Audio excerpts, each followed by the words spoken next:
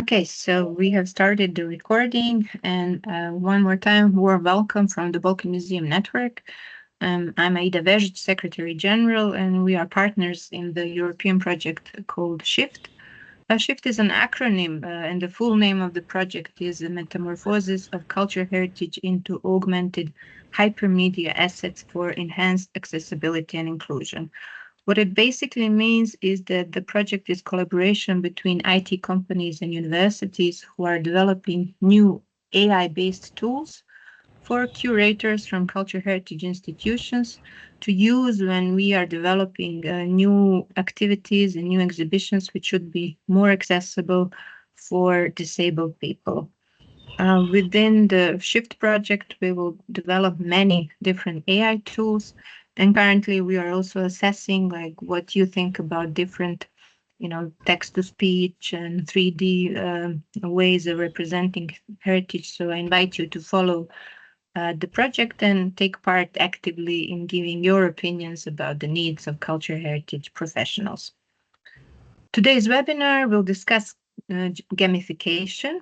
It's a very powerful tool that helps organizations that promote and preserve cultural heritage. We will see how the content can be more interactive in developing virtual tours, virtual reality, and how you can use these tools to engage with audiences, especially with younger generations. With us is Professor Dr. Nikola Stojanovic. He works at the Faculty of Electronics Engineering in the town Niš in Serbia. He teaches animation, character animation, virtual reality, and other related subjects. In addition to working with students, he was also involved in many projects funded by the Ministry of Culture, Ministry of Education and Science of the Republic of Serbia. One of them is computer simulation and 3D modeling of Nikola Tesla's original patents. And these results, if you ever fly to Belgrade, you can see directly at the Belgrade Airport, which is also titled Nikola Tesla International Airport. For 7 years, under the auspices of Ministry of Culture, he has been managing the project Serbia 3D, which is a platform for 3D digitization of immovable cultural assets of Serbia. He will show us a lot of examples today, so not to delay this really exciting lecture, I give the floor to Nikola. Thank you for kind presentation of my work. And also, I want to thank you because you give me opportunity to talk at SHIFT. So I will talk today about the digitalization and gamification. Those are power tools for preservation and presentation of cultural heritage. So first, I would like to say a few words about my faculty and about my department. So our faculty was founded in 1960, 1st October. In 2013, the Electronics Multimedia Technologies program was accredited. The program is combination of engineering and artistic content, and we are focused on game development, research and development, and video production.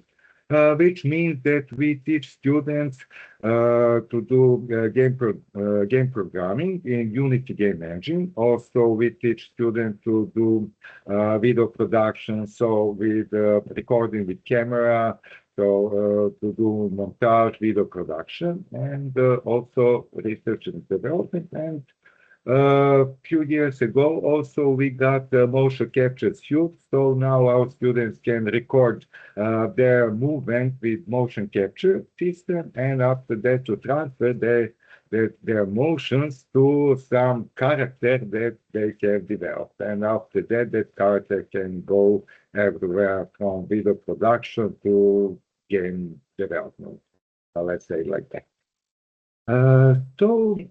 My focus today will be our project platform for 3D digitalization of immovable cultural treasures of Serbia.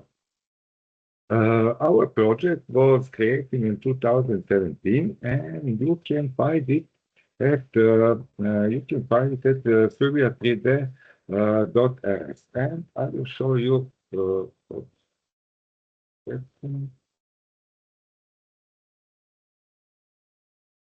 Yeah, this is Survey 3D. And the focus of the project is that everything is online. So everything in this project, you don't have to install any application.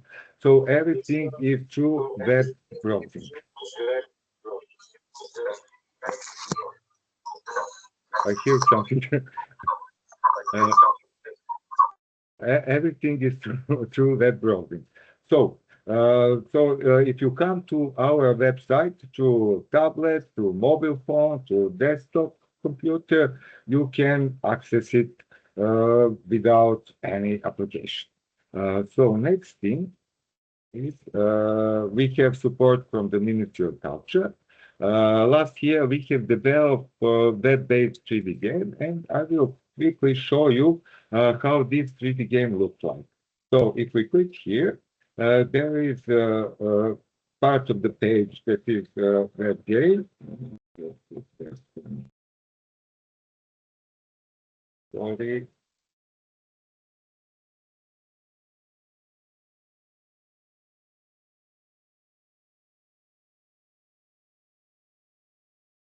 And please speak up, Nicola, or if you have headphones, just to have a clearer sound. Okay. So this is part of the game. And so here you can read something about us that we have made again from our faculty. And if you click here, we can start the game. So if you go here, this is a little explanation about the game, what is the rules of the game, what you can do of the game. So in a nutshell, this is about that we have to find nine items, and when we are looking for the item, I will show you now. This is everything online, and you don't have to install any application. You see, this is all 3D. And if you go with this maze to say, so you have to find on the left side, you can see these items. You have to find 9 items. And if we go here, when you find first item, you have the question. You have to press the button, and you have a question about some history question, which is written at our website. So, in a nutshell, you are testing your knowledge that we were given you through our website. So here, you have to answer the question, and if it's right or wrong, you have 0 point, and you can found the item. After that, you go to find another item, and this is in the nutshell. You can to find 9 items, and after you find 9 items, you have to go to the tree, and you are finished the game. So this is the game that we go next. Next thing is the quiz. We have also made the quiz that you can test your knowledge that you gathered at our website, and also we have digitalized 48 locations in Serbia. So I will show you how it looks like. So you have here location. Maybe it's better to transfer to English. So our website is on English and Serbian language. So here, these are the locations. So this is the first location. I will talk about how we have done it in photogrammetry. So let's go to this location. So when you click, you have a page of the location. If you click here, you will go to the Google Maps, and it will take you where this location is located. There is also a lot of history information about this location, and everything is written by our archaeologist colleague, Julka Kuzmanovic Museum Advisor. So we are We are always talking with Yulka what object we're gonna digitalize, and after that we digitalize it together. But if we click here, uh, this is in 3D. So you can see here, this is a 3D object. So you can look it from all the sides. And what is very good, there is no application installing. Everything is web-based. If you go from the phone, from the tablet, from everything, you will get just like this. And also, if you click here, there is audio. Now, I think that I don't know if you hear. Just a second to try to. Yeah. So there is a narrator that is talking about our object, our history object, and this is very good for some disabled people. So if we go back, so 48 locations were digitalized. So about a little bit about statistics. Our site was visited by over 90,000 users. And what is we are very proud that a work session of our user is over 4 minutes. That means that users were reading, were going through site, that this was not only that they click and go away. They stayed at the site and look around, learn, and act. So let me go next. Next thing is just checking to um, just to put out the little bit out. So we can make two virtual reality things. The first thing is monetary manatia in virtual reality. We can 3D digitalize through photogrammetry. And this is digitalized for standalone Quest, Quest 2 headset. So this means, I think that you already know that Quest website, just to think to put sound down a bit more. So Quest headset is also like a console. So if you make a good application, it can be played without a computer. So this is for standalone lessons. You can see our student is walking 10 plus 10 meters, and she can walk freely without any cables, without anything. To be connected with computer, everything is going from the headset. This is optimized for MetaQuest standalone. I will talk about later how we optimize in Unity Game Engine for MetaQuest standalone headset, and it was done in Unity Game Engine. Another virtual reality thing is monetary Ravanica. In this thing, we were using laser scanning and photogrammetry in combining. And so you can see how it looks like when we digitalize indoor things for virtual reality. So it is very important that the scene is very, very good optimized, because on the headset, computer is, how to say, is not very strong. It is almost like a better mobile phone. So the scene has to be very, very good optimized to play it without connection of a computer. And also it was done in Unity Game Engine. And let's talk about UAV. The most things that you will see on our website were done. I don't like to use the word drone because drone is connected with the war and everything. Let's say UAV. The UAV, we have first used DJI Phantom 4 Pro V2. This UAV was released in 2018. It has 20 megapixel camera, sensor. And what is very important, and people don't know, that when you do digitalization, you have to have mechanical shutter. Why? Because when you have, I don't know if you know, there are two, I don't know, do you know, you have to know photography. In photography, there is two ways of shutter, two ways of shutter. You have a rolling shutter and you have mechanical shutter. Shutter is the thing that you, when you press a camera, it goes like this. And if you do digitalization with the drone, with the rolling shutter, and drone is flying, and you are doing pictures while drone is in a movement, if you have rolling shutter, pictures won't be clear.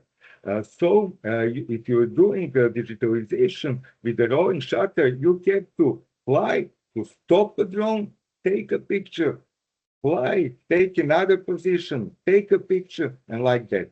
But with mechanical shutter, you can do digitalization when the drone, when the UAV is movement. So you can program the flight and click a button, and the UAV will go click, click, click, click, click, and the process of digitalization will be very fast. And it is very important because the sun and shadow is moving. And you have to do digitalization as fast as you can because those from those pictures you will use them like for textures. And if you do it slow, the shadow will move, and the shadow and everything won't be very clear. So very, very important is to do digitalization in sunny day as fast as you can. Or another thing is that you can do digitalization in a cloudy day when the lighting is ambient, how to say, ambient lighting is everywhere, so the shadows are not very strong. In this way, you can do digitalization a little bit slower. But if you have sun and shadows, you have to do it very fast. So for this UAV, flight time is about 30 minutes and the maximum range is about 7 kilometers. I'm sorry. So There, last year we we have have bought already. this UAV. This is DJI Mark 3 Enterprise with RTK model. This is fantastic flying machine. It was released 2023, so it is very new UAV. So it has 20 megapixel camera, but with a better sensor than the last one that I have shown you.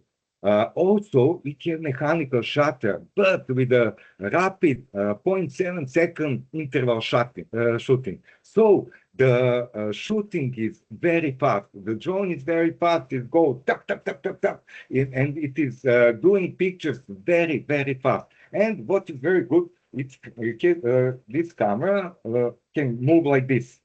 So from the one point, it can take 3 pictures. So digitalization go very, very fast. This is fantastic machine. It also has 12 megapixel zoom camera with 56 zoom. This is not very important for digitalization, but because we need when we do digitalization, our picture don't have to be zoomed. It have to be all the same. How to say? Also, we are using RTK model, which give us 1 centimeter accuracy with digitalization. We have a flight time about 45 minutes, and it can go maximum range about 15 kilometers. And it is fantastic machine, really amazing. So let's talk about photogrammetry. In our, let me show you. In our let's go back. In our project, we have done 2 types of digitalization. We have done digitalization with photogrammetry. So almost all digitalization is photogrammetry. And last year, we have started to use another type of digitalization. So let me show you. This is photogrammetry digitalization.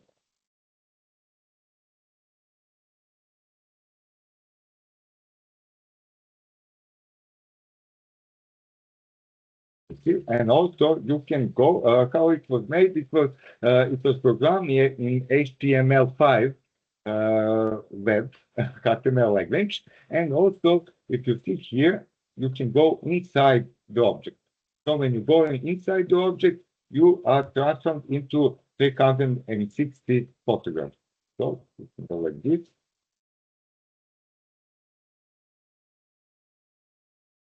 and you can go through the object.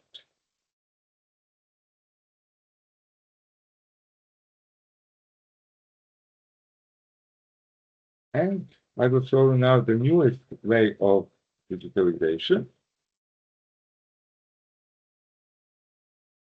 Uh, so this is our portrait language, and you see, photogrammetry cannot do see, photogrammetry cannot do foliage like this. You see, everything in this scene is 3D, and it looks fantastic.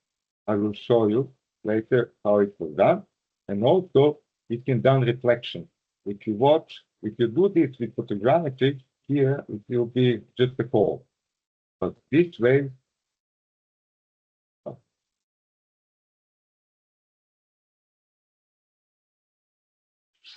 and let's talk a bit first for photogrammetry, and after that I will show you a new way of digitalization. Okay, photogrammetry is a science of measurement based on photographs. We use photogrammetry for the process of creating 3D model from two or more photos taken from different angles to generate photorealistic 3D model. This means that if we have few photographs and if we take these 2 points and these 2 points we find in every picture, we will know where those points are put into the space, where into virtual world. So what is very important when you do photogrammetry is to take as many pictures as you can. Now I will show you how we do photogrammetry. So those are positions of our UAV while it was taken a picture. So those are positional pictures. So you see, first we take 3 circles around the object. You see, those are 3 circles of different heights. After that, we do double grid photograph, which means that we take pictures like this. Pop, pop, pop, pop, pop, pop, pop, pop, pop, pop, pop, pop, pop, and after that goes like this. Tap, tap, tap, tap, tap, tap, tap. And all in this way, we are covered all the angles for our object to be digital. After that, we generate point cloud. Point cloud is lots of those points, about 1 million or more points like this, and it looks like this. To show you. Uh, so point cloud is a set of points in coordinating system. It is defined by x, y, and z coordinates. In our case, defined surface of the 3D object in space, which means you see those are point cloud points, and they are defining our object in 3D space. And also, every point contains color information. And we will see here, we see every point is have different color information.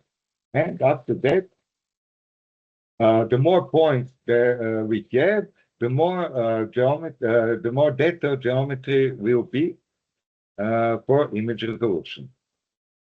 So now I will show you. And after that, when we have this point cloud, we are developing a mesh from this point. And this mesh looks like this. This is the mesh that is developed from the point cloud. So after that, we have to do a topology because we have in the first part, this is done in, we are doing in meta shape software. So first time that we are doing digitalization of object, we have a million points, a million polygons of this object, and we have to do retypology to put number down because we are putting this object into not some powerful computer, and we are optimizing it for the mobile phone or virtual reality. So in this way, you see here by optimizing geometry, we mean one that can easier to manipulate, which means that you see how this first object that is get from meta shape right away, and this is optimized object. You see how the lines are straight, and we have very good definition of the angles, like here, like here, like here. This topology process we can do it by hand, which means that we are drawing new polygon geometry on this existing geometry. And in this way, we can put, whenever we need more polygons to detail more geometry, more complex parts of the object. So also, it is very important for detailing these edges, which I will show you here. So this is optimized geometry, and this is geometry which is several million high. And you can see it looks they look almost the same. And this is a finished object with the optimized geometry. That's better.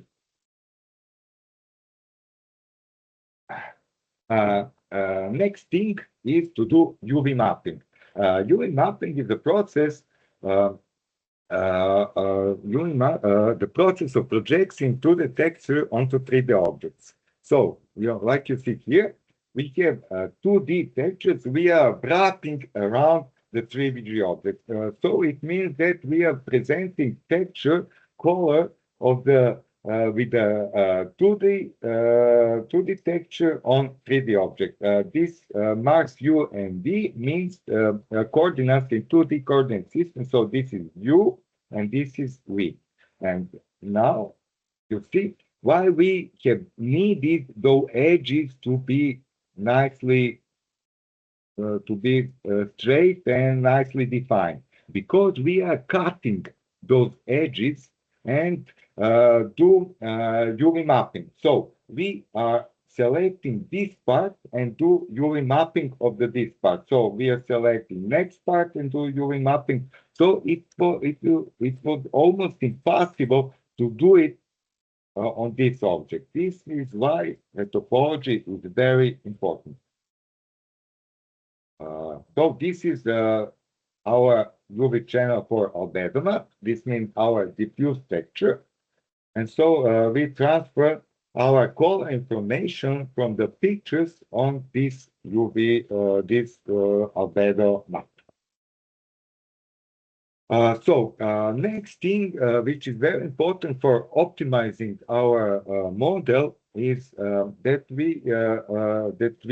if we want to render artificial lights in game object in Unity game engine, we need to to embed lightning into the texture, because we don't have to calculate global illumination and everything which is coming from our light source, and we are not doing a calculation all the time. We are doing that calculation just one time and put this lighting information into the UV light map.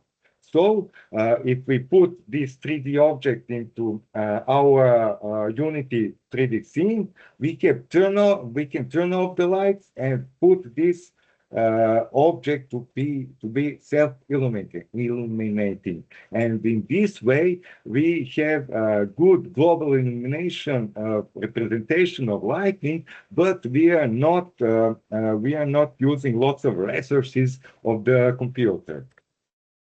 And also, if we want to do lighting after our shooting, we need to remove some lighting from our textures. So you can see here, this is a bed map, and the ambient lighting here is removed. You see those cracks. They're not shadows in those cracks. So we can put this rock into game engine and put artificial light and do relighting in game engine, and everything will look fantastic. So let's talk about materials. To have good materials, we are using physically based materials. In a nutshell, physically based materials, PBR, stands for concept of using realistic model shading and lighting along with measured surface values to accurately represent real-world materials. What does it mean? It means that if we have some object with PBR material, you'll be that object will do good light reflection, light representation. If we have that object placed into the house with normal lighting, it will be good lighting, it will be good lighted, and also that material will be good if we go and take it out. So PBR is a good representation of real world materials, how to say. And so for our textures, for physical-based materials, our object contains four textures, and all textures are embedded into them. How to say? So albedo is texture. Normal map represent our cavities and a little emphasis into our object, but the object is straight, but we have a little cavities that it is represented with normal map. Roughness is speckle is shown how our object is reflected when the light hits the object. So it is all like that. So let's talk about Unity 3D game engine. At our faculty, we are using Unity 3D game engine for video game development, architecture, virtual reality, rapid prototype. Unity game engine can be used. Researchers mostly use it for data visualization, and also it uses C# programming languages, and which is very good. It also have visual programming is also possible. Which means visual programming is you don't have to write code. You have some boxes, and every box has some properties. And also you have in and out from the boxes, and you have a network of boxes, and you have the visual way of the programming. And at the started in the starting lessons at our faculty, when we are teaching game design, our students, we are starting with visual programming because it is much easier to understand. And after that, we are going to harder things like coding and everything. So users which don't know very good programming can start with visual programming. It's not hard at all. So this is Unity, how Unity user interface look like. So before I go next, let me go to our virtual reality section. So this is a picture from our virtual reality presentation. We have three virtual reality headsets, and people were using headsets and our virtual reality scenes. So here you can download from our website, you can download our two virtual reality. So let's go here, just a second. Yes, you can download Manasia and Ravanica, our virtual reality scenes, and install it on your headset. And let's go back. So virtual reality in Unity 3D. In virtual reality, we are moving by teleport system. Teleport system is when you have your controller and you have a line there, where that line from a controller is falling. When you click, you are teleporting to that place. So you can go to further places because if your real environment don't let you. You can view objects from all angles. You have photorealistic rendering, like I showed you before. You can animate everything in virtual reality, and also you can interact with local objects into virtual reality world. So when we are doing optimization for virtual reality, we have to be aware of several things. Uh, Frame per second, how fast is rendering your scene is very important. Because if you have lower than 72 frames per second, when you move your head, the scene will lag a bit. And this can give you virtual sickness. So you have to have minimum 72 frames per second not to get virtual thickness. And that means that your scene is very well optimized. Camera keeps playing, which means your virtual reality camera, which means from camera that you are looking into virtual reality world, how far and how near is rendering. So you can say to your camera that from here to here it's not rendering anything, from here to here it's rendering, and far away it's not rendering. So this is also the way of optimization for standalone MetaQuest 2. In our we have found that 800 triangles is good number that we have in one, how to say, one rendering pass. So, which means that when you look, when you say and look here like this, it have 800,000 triangles. So, if it is more than that, then will be start to lag the scene. So light maps is baking lightning, like I told you before. Forward rendering part is a way of rendering.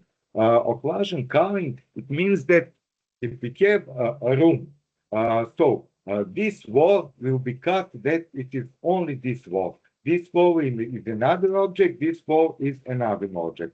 So if I look here, you will see just this wall and this wall and this wall will be get out of the memory. So if this is one object at all one object, it will, if I look this object, it will render everything. But if we do a Gaussian culling optimization, we have to cut objects into chunks. So to see in only when you see something that is not behind you or some other way. Over a metrics tool, that is a metrics tool that is showing to you when you are looking, that is show you always what frame per second is your scene. So if you look in some part of the scene and you see that FPS is lagging, you can find that which part of thing is making you problems. So this is a virtual reality scene.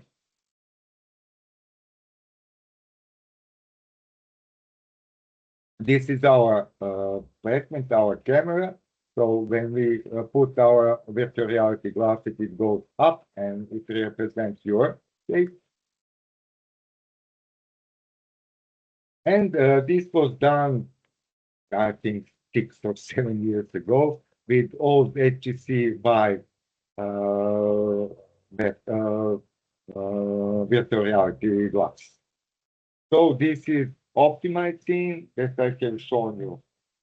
So this is done in a way because you told you few moments ago.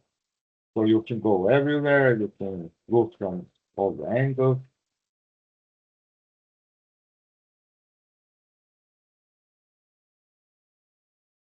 And when I'm going like this is a teleport system. You see, this is teleport system. Okay? And let's talk about the newest way of digitalization, which is called 3D Gaussian splatting.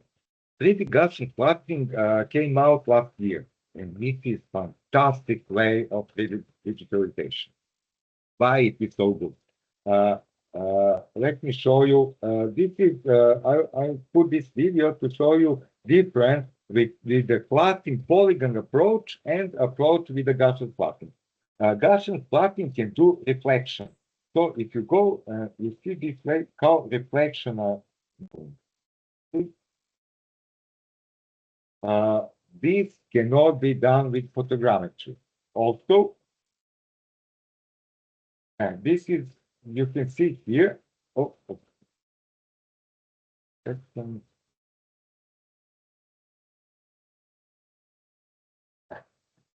This is the mesh. Foliage is very hard to do with photogrammetry. You will always have some chunks here, but with the Gaussian spotting, everything is fantastic. I will show you some things that we have done.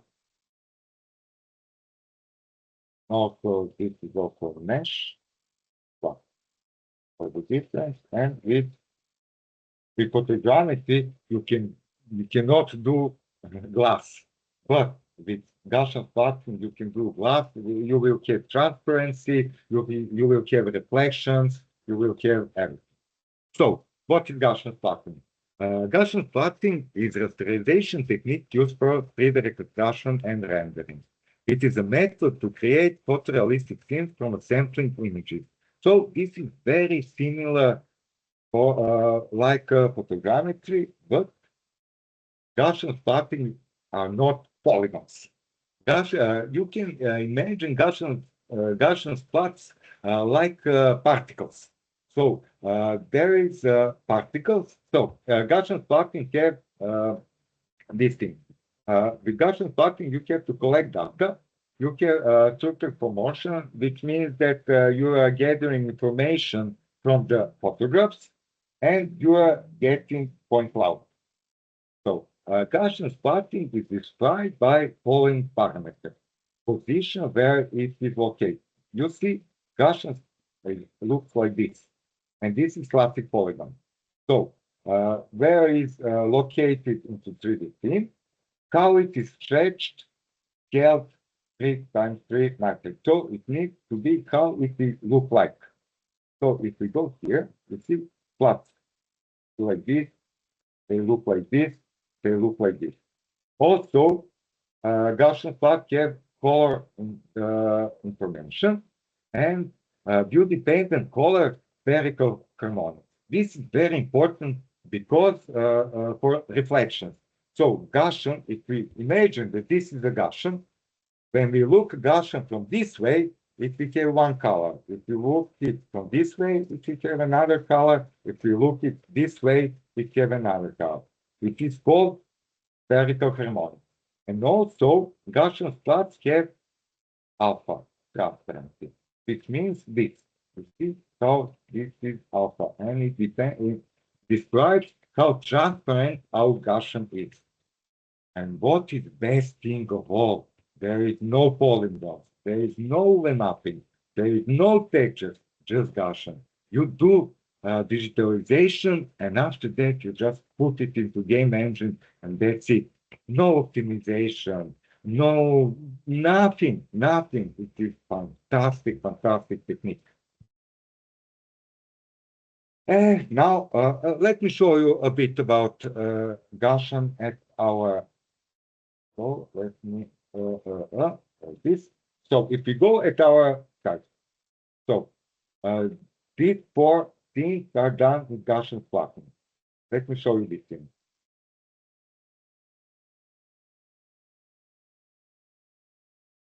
You see foliage. You see those are Gaussians. You see how Gaussians look like.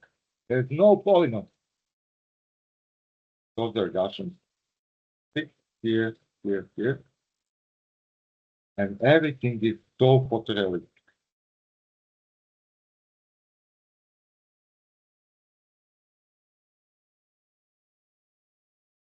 Let me show you another thing. Oh, this is fantastic.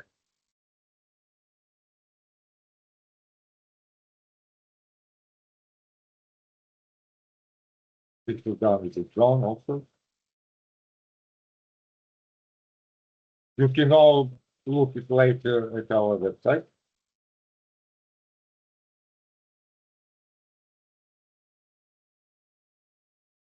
And let's see.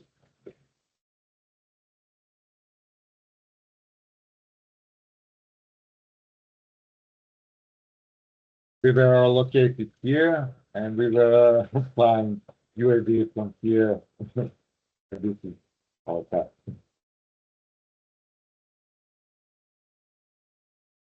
Okay. So let's talk about how you make Gaussian plotting. Software that is used for Gaussian plotting is Postshot, Caniverse, Teleport Vario, Supersplat, and PlayCanvas. So let's talk about Postshot. Postshot, you can download it here. It is free. It uses offline training. You have to have a good computer for this. So very fast computer, it is very hungry for power. And also it will be good if you have NVIDIA graphic card. So all major calculations are done with the graphic card. So you need good computer. Offline training, that means that is on this on that computer. You have two models to do. So you can do ABC model and MCNC model. Those are two modes for training Gaussian plot, so to say. Some mode I will show you later in the program. Also, you have plot cleaning tools that you can delete plots that you don't need, but maybe if your pictures are not good, you have to clean your scene a bit. And export for Gaussian plotting is PLI and PSKT export. So PLI is used for game engines and everything, and PSKHT can go in Unreal Game Engine. So those are two major exports for Gaussian plotting. Another is Caniverse. So this is for a mobile phone. So you can see me here that I have done this digitalization with the mobile phone. It is also free, you can, which is very good for this, which is very good for this Scanverse application, is that you do all training on a mobile phone. So for previous one, you have to for previous one, oops, for previous one, you have to have a powerful computer, but for this one, you have a mobile phone. Bad thing is for now, it is working only on iPhones. Also, you can export those formats and export it after that for that unit somewhere. You can post your digitalization models on their Canvas map. You can share your link model, and also you can make fast video rendering of your 3D digitalized object.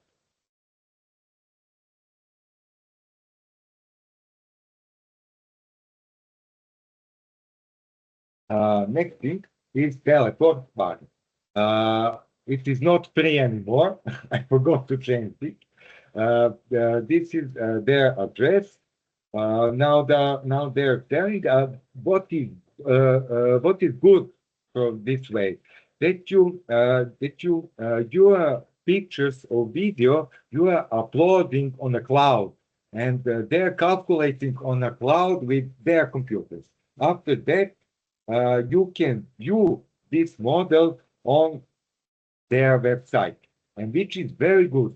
You can when you got your model on their website, you can view it through virtual reality headset. So if you have connected your headset to a computer, you upload your model that is done with this telephone, you can view it through VR and it's working very well.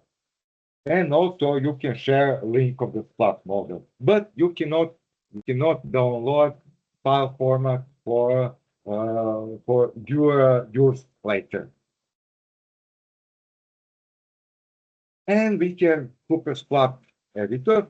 This is editor for plot optimization, which means that you can delete unwanted plots and also you can do compression.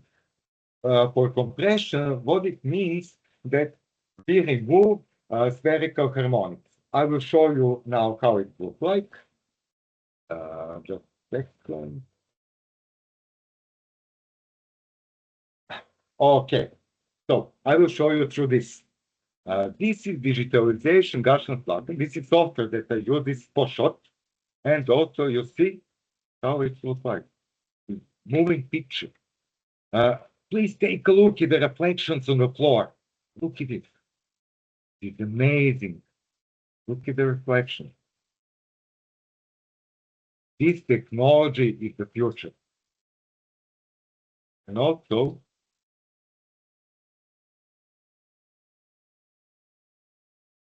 this is the glass. You cannot do digitalization with photogrammetry for the glass. You will have a hole here. It will do nothing. But look at this.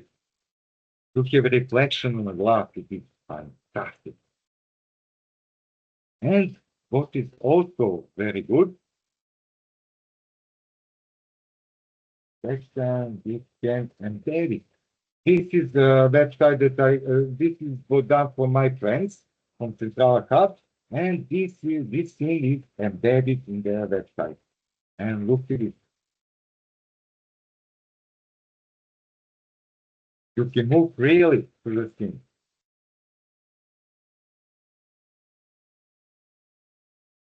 You can look everywhere.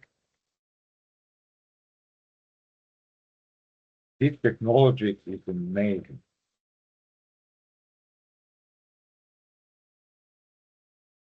So this is embedded in their website, and we will use this technology more. For sure.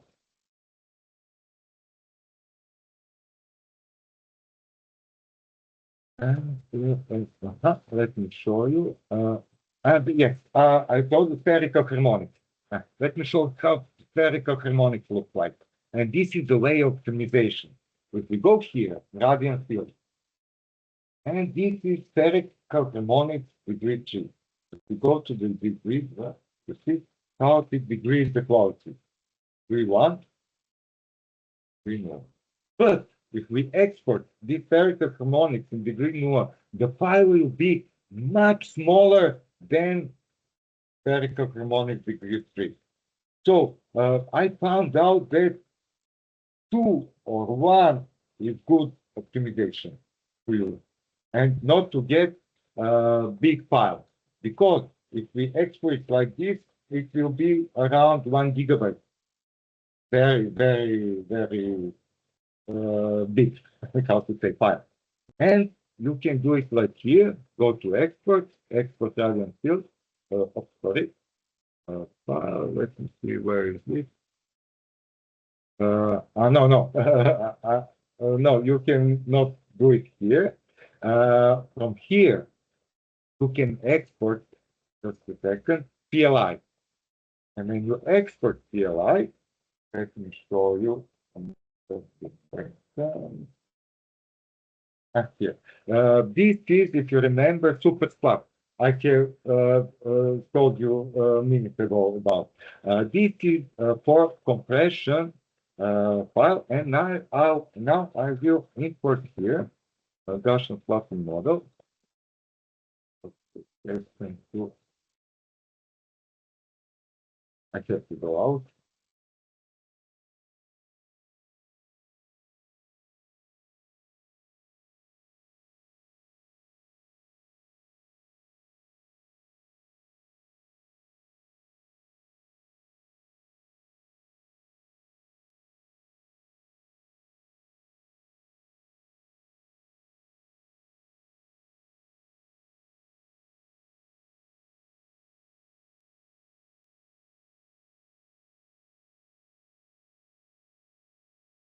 Here it is. Just here. And now you see I'm carrying PLI imported. This is web-based. And now I will show you. So this is how when we export this, how we optimize. So when we export, you see this is a very big file, a very big thing.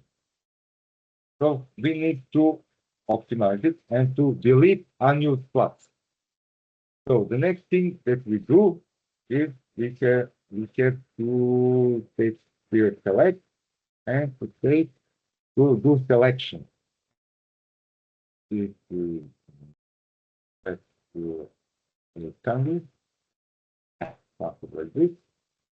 If it's more, let's go 300, something like this.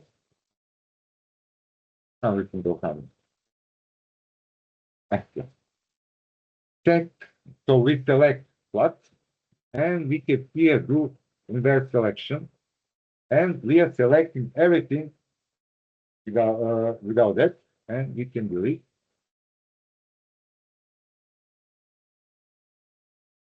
And now we can go into our thing.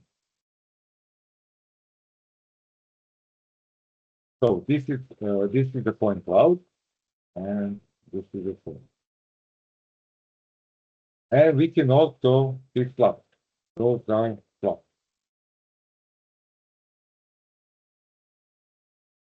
And now what we can do, we can now export it. Export compressed CLI. And here we can also let me see where it is. Just a bit up here. So just a second. Spherical harmonic, like in Photoshop, we can do this. Spherical harmonic 3, spherical harmonic 0. So with the 0, we see how it is good to quality, but I like to put it on the 1 or 2. And we will get optimized model. So we put here spherical harmonic 1, we go to File, Export, PLI export, and we export optimized model. So let's go back to the presentation here. Go to settings, current flight. This was SuperSpot editor. And also, I have imported SuperSpot into Unity game engine. This is the digitalized object from our Artwork Project artist. Also, this that what are disadvantages of Gaussian plotting? It cannot have you cannot do relighting. It cannot get shadows or reflection. It cannot capture the environment as it is. So this is disadvantages. And this is from Unity game engine. I have recorded myself. I was going through Unity game engine like FPS mode.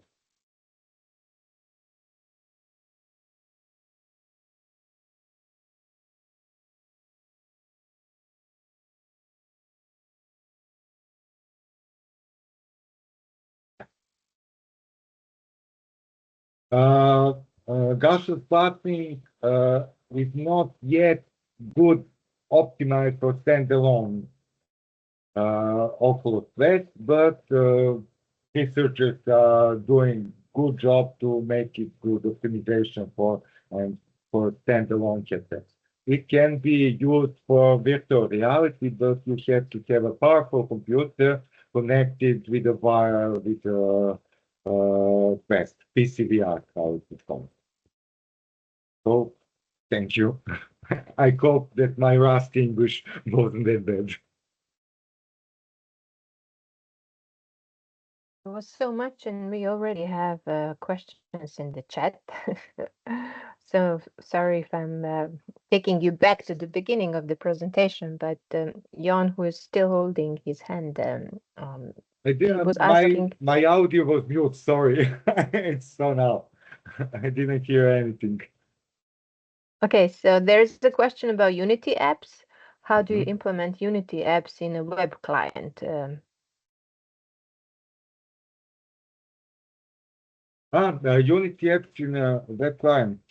Unity was used for virtual reality. For a web client, we have done HTML programming. We can program it. We didn't use Unity for that. We have made digitalization, and after that, our digital team from Autodesk Maya, we have exported in web-based thing that was programmed by programmer. So it was HTML program, uh, web-based presentation in our website.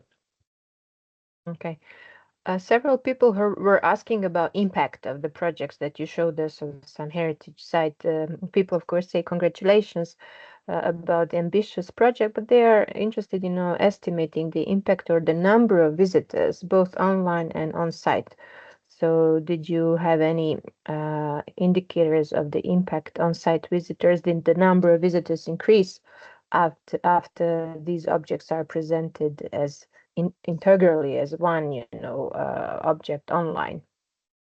I Uh, know, I know it's a follow up with your clients because your clients were ordering these, but do you maybe know of some impact of, evaluation studies, how 3D no, we digitization didn't do that. actually helps?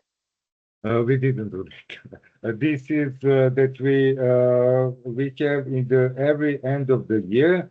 We are doing our end of the project, and we have measurement that we have done from this year for the second year.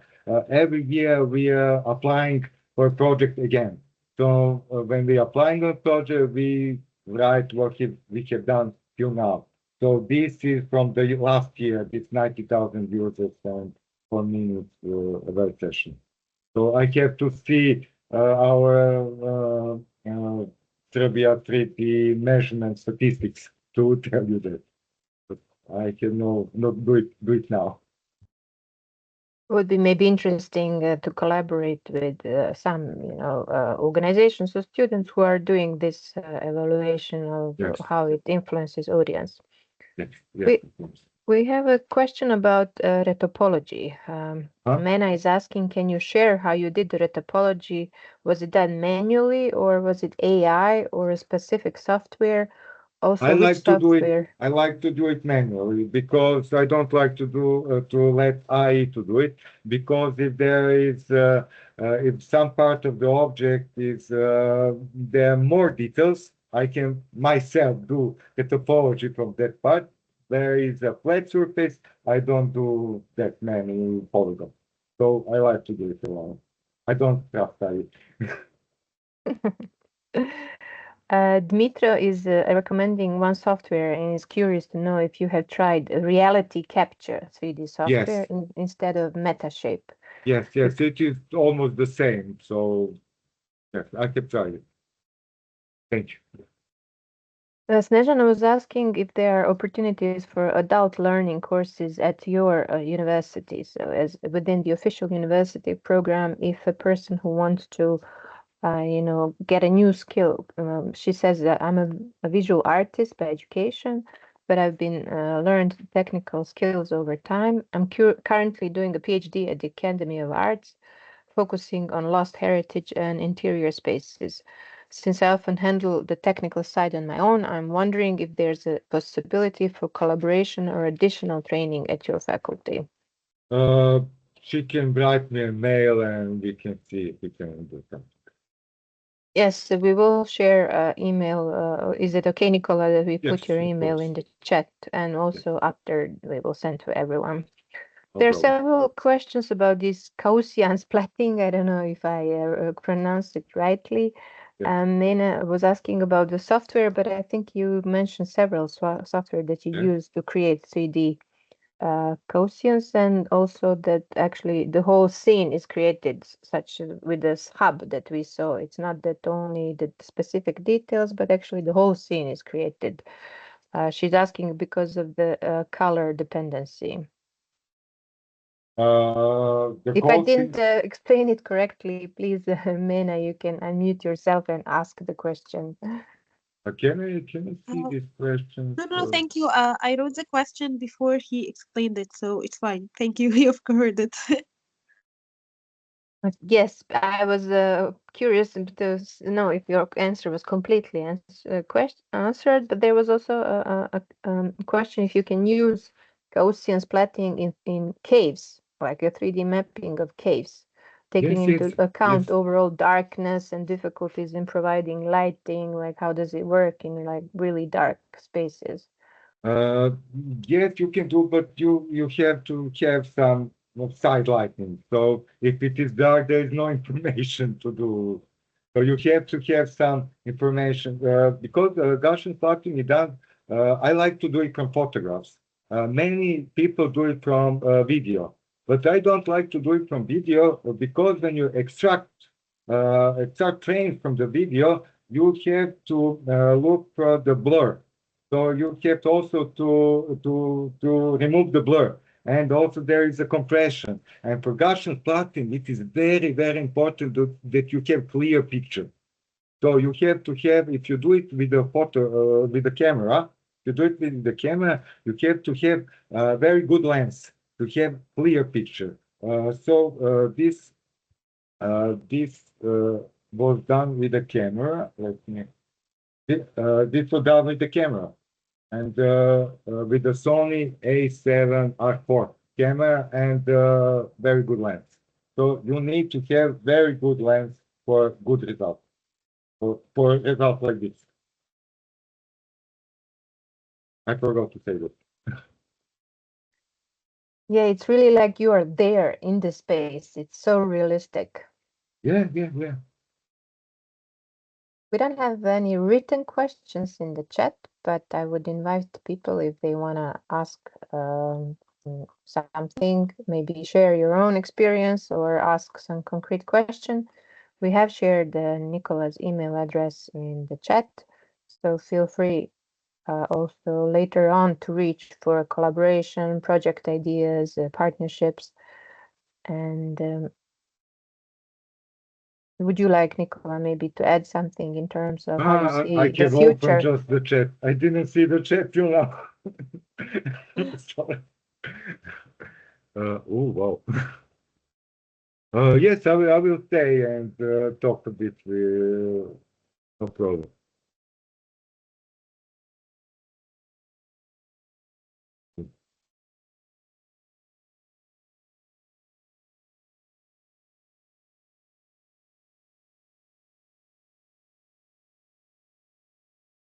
Okay. Okay. There is a new question from Christian. He's thanking you for presentation. You can see it's the last question. Did you make any assessment of the spatial accuracy? Is it possible to make horizontal vertical cuts to extract horizontal planes and vertical sections? It is a problem with this when you cut, you have leftovers of the Gaussians. So you cannot do clear cut like in photogrammetry. This is the problem. Always will be like this, bit leftovers of the Gaussians. I can show you from the software.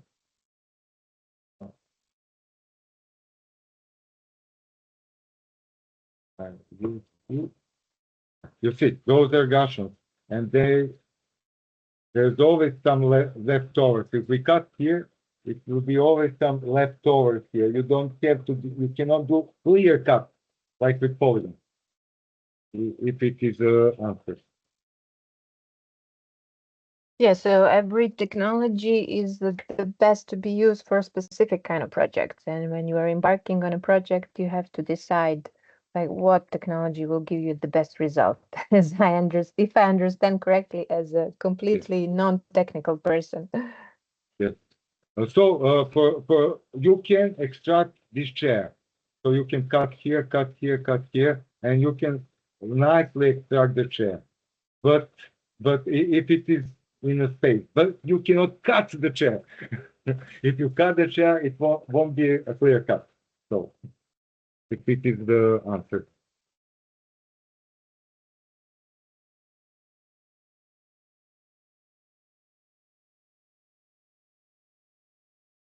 Okay, so if there are no more questions, we can all thank Nicole, and we wish you really a lot of excitement and exploration in your new project. You. I think everything is fast forwarding with so many new developments, and with the AI and combination with human machine collaboration on certain issues. I guess what's your take on this? How it will influence your work, the AI tools? I think that I is a tool. So I think that I will help us to do something faster. Some jobs will go, but there will be, because of I, we will have some new jobs. And we have to learn. So we have to, like humans, we have to adapt. So that's my opinion. So I like a tool. Yes, and we are the source of creativity and new ideas using the new tools. A lot of people are thanking you for interesting presentation, your insightful session, also your enthusiastic way of presenting your work. So thank you, Nicola, on behalf of Book Museum Network and the Shift Project. We hope you all will stay connected, and that we will have the opportunity to see you again online on some webinar or on some physical meeting. Thank you for inviting me. Have a lovely day, everyone, and stay connected and stay well. Bye bye. Thank you.